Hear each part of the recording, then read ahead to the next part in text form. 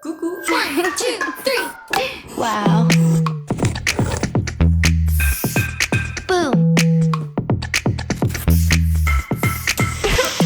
J'espère que vous allez bien. Alors aujourd'hui, petite vidéo pour un short de sport.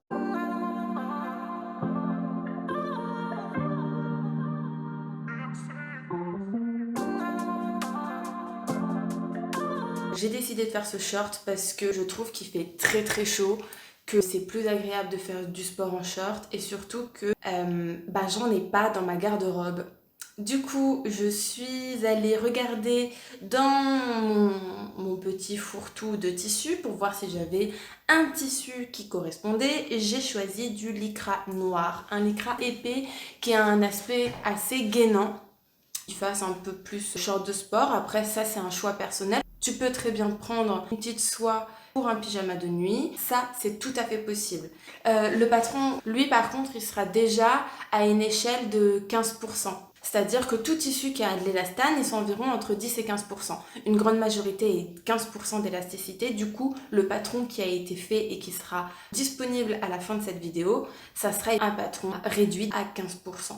Après, rien ne t'empêche de regarder les petits détails que je fais dans la coupe pour pouvoir le réagrandir si jamais tu utilises un tissu qui n'a pas d'élasticité. Je vais vous mettre le détail en description pour que vous puissiez aller tout simplement là où est-ce que vous préférez aller, si vous souhaitez directement aller dans le tuto ou la partie coupe à plat que vous voulez regarder. Ok, donc tout d'abord, je commence par faire de la coupe à plat. Donc c'est une coupe à plat que je pars d'une base de body, c'est-à-dire je prends juste la culotte du body. Je sais déjà s'il y a de l'élasticité et qui sera près du corps, comme un leggings ou un short de sport. En fait, je mets pas d'aisance du tout. Vous voyez, c'est le montage du coup d'une base de body, juste la culotte.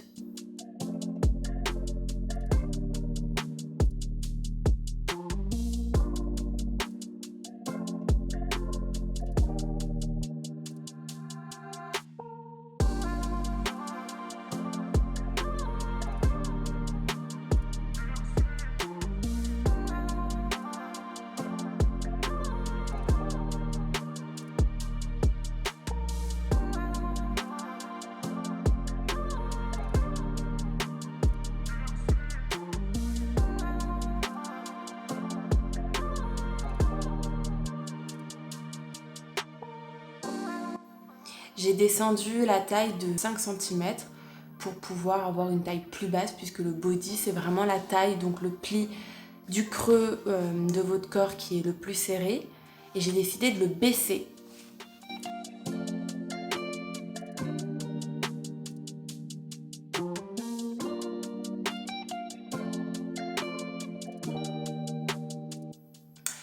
Alors, vu qu'il y aura des fronces sur le côté, je décide donc de séparer ma pièce en 5 morceaux. Et ces 5 morceaux, je vais les étendre de 3 cm à chaque fois. Donc c'est là le petit compas, à chaque fois je vais avoir 3 cm. Ces 3 cm en fait c'est la valeur naturelle du tissu. C'est-à-dire que si maintenant je veux former un godet dans une jupe par exemple, ces 3 cm, ça va être le pli naturel que va prendre le tissu. Si je vais au-delà, je vais contraigner le tissu. C'est pour ça que je respecte vraiment cette valeur. Normalement, je pourrais faire 3 cm de chaque côté du tissu, mais vu qu'on est sur vraiment une toute petite pièce, et ben je le laisse.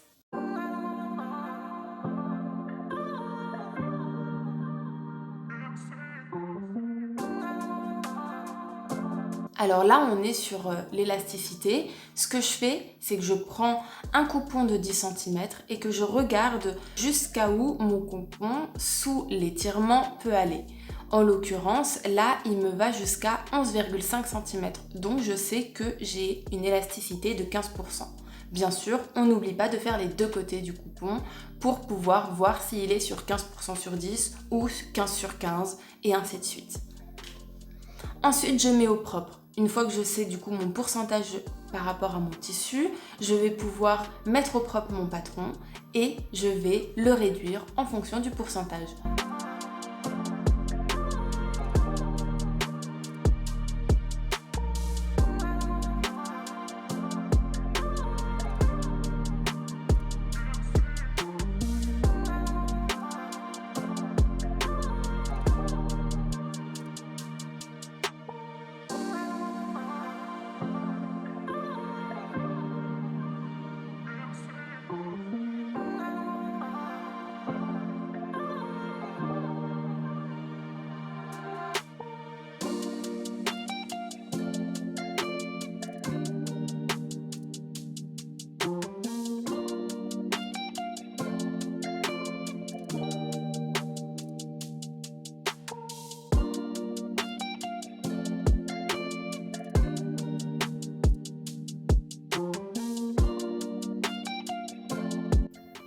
On passe au pantalon.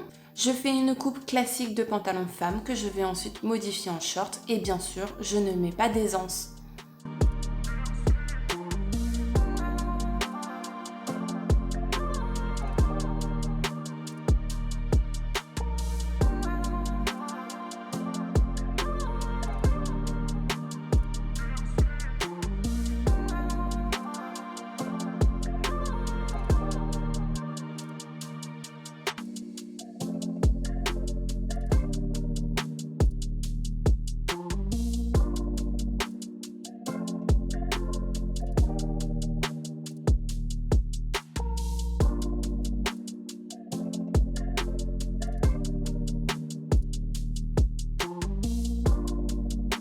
Alors là, vous voyez qu'il y a deux couleurs de traits. Nous avons les traits noirs qui sont le devant et ensuite je fais le trait rouge qui est le dos. Je les superpose puisqu'on est sur le même cadre de construction, les mêmes valeurs.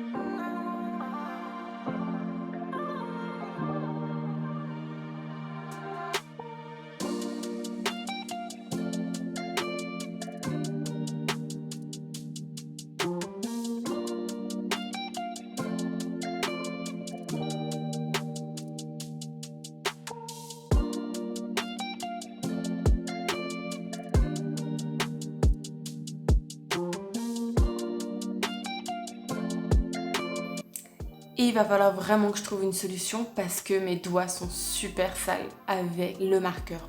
Je pense que prochaine fois j'utiliserai des crayons.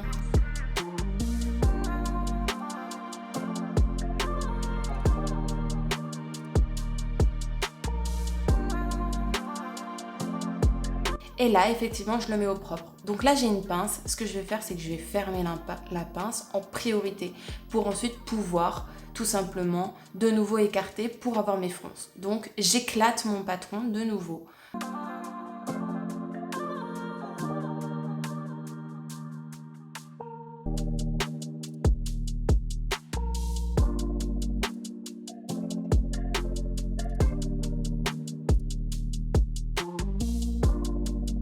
Je refais mon patron sur une chute de papier. C'est pour ça que vous voyez pas très bien. Je suis désolée. Après, je pense à la planète.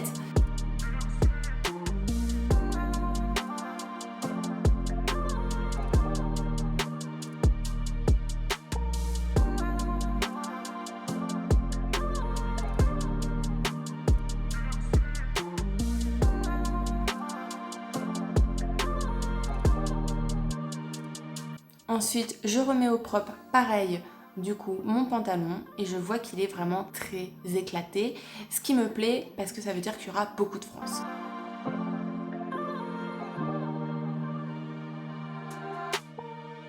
Même méthode qu'avant, je le rétrécis du coup de 15% pour ensuite avoir mes valeurs finales.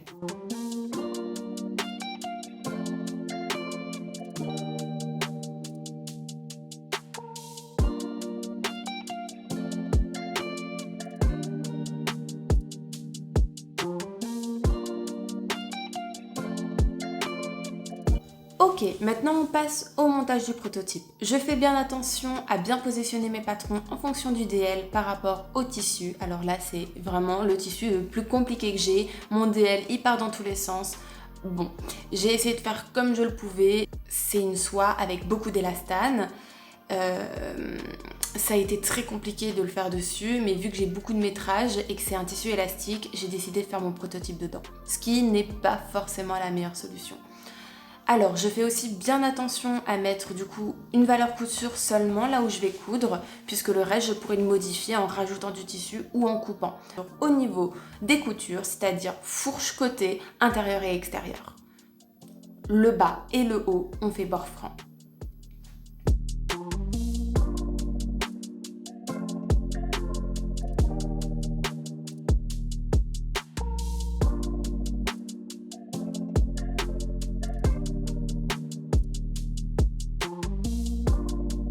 Je vais assembler les deux, donc le short qui est parti d'une base body et le short qui est parti d'une base pantalon.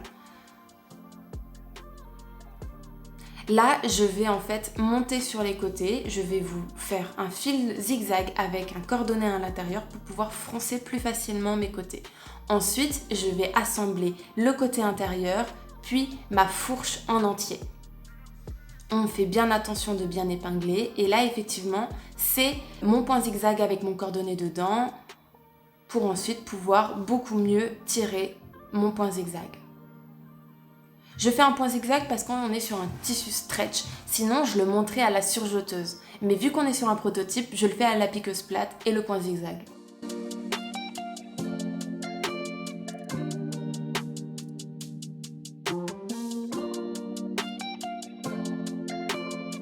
On voit bien la différence du body et du short. Il y en a un qui est beaucoup plus culotte et un qui est beaucoup plus short.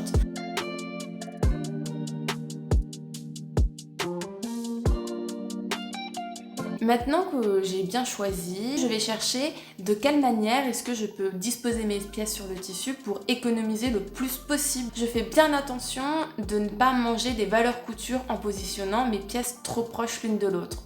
Donc si maintenant j'ai un coin qui va être très ambigu, je peux déjà le faire avant pour positionner mon autre pièce.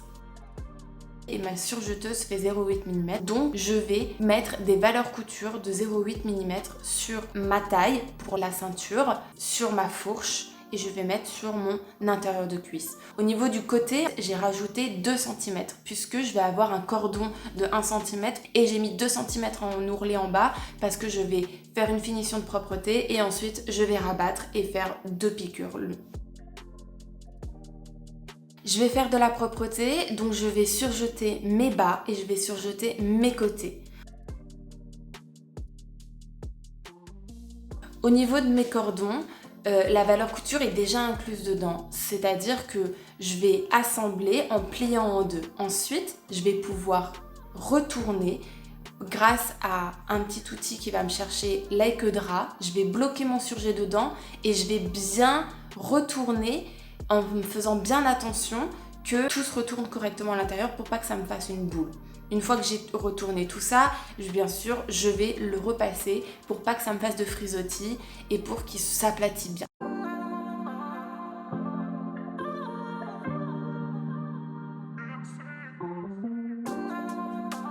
J'assemble à la surjeteuse le côté intérieur. Et ensuite, une fois avoir fait les propretés à la surjeteuse des côtés extérieurs et de l'ourlet, je vais pouvoir assembler mes deux côtés extérieurs l'un contre l'autre, donc endroit contre endroit. Je fais une piqûre plate tout simplement pour assembler mes côtés extérieurs, endroit contre endroit, et j'oublie pas bien sûr le repassage.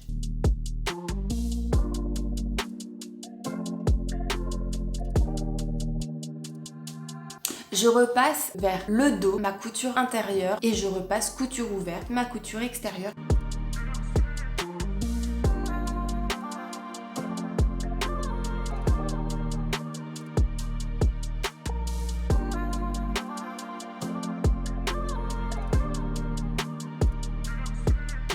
Ensuite, je vais mesurer mon ourlet. Je veux qu'il soit de 2 cm. Je vais bien épingler et je fais attention à comment je positionne l'ourlet pour que les cordons ensuite dans les couloirs puissent bien se positionner.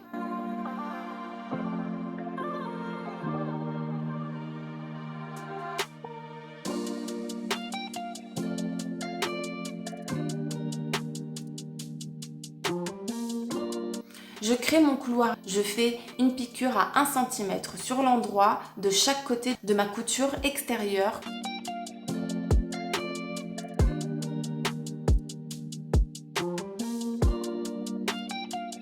Ensuite, bien sûr, je repasse. Grâce à mon outil, je vais pouvoir chercher les cordons. Donc je passe dans un couloir, j'accroche mon cordon et ensuite je peux passer mon cordon à l'intérieur. Je le tire dedans sans trop tirer pour pas non plus que de l'autre côté il fuit et je le trouve plus.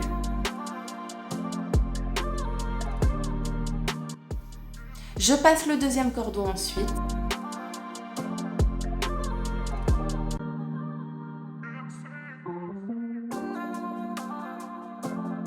et je fais bien attention de faire un point d'arrêt pour stopper mes 2 cordons au niveau de la taille. Une fois que tout ça est fait, je vais pouvoir assembler ma fourche. C'est-à-dire que je vais assembler endroit contre endroit ma fourche de devant jusqu'au dos. Je vais faire bien attention à l'entrejambe de ma couture côté intérieur à ce qu'elle soit bien parallèle l'une de l'autre. Pour ça, je peux m'aider d'épingles. Ma ceinture, tout simplement, c'est une bande que je vais assembler sur le côté pour pouvoir créer un cercle. Et ce cercle, je vais ensuite le plier en deux, ce qui va créer ma ceinture.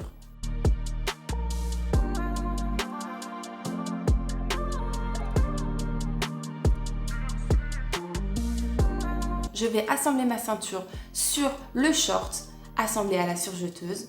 Je passe du coup sur la table à repasser pour enlever tous les petits surfils, tout ce qui est en trop et pour bien repasser ma ceinture. Et je termine par un point de finition pour la fin de mes cordons qui seront sur le bas avec un point main où tout simplement je ferme et je fais une propreté.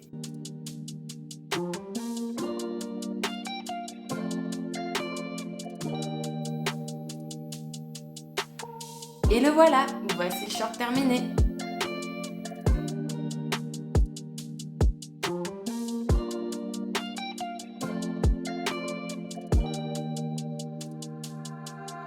N'hésite pas à t'abonner, à mettre un pouce bleu et à dire ce que t'en penses dans les commentaires. Si jamais vous avez d'autres méthodes, si vous trouvez que telle et telle manière, vous auriez fait comme ça, ou que vous avez apprécié et que vous avez découvert une nouvelle méthode grâce à ce tuto. Merci de m'avoir regardé, à très bientôt et des bisous. 1, 2, 3. Wow.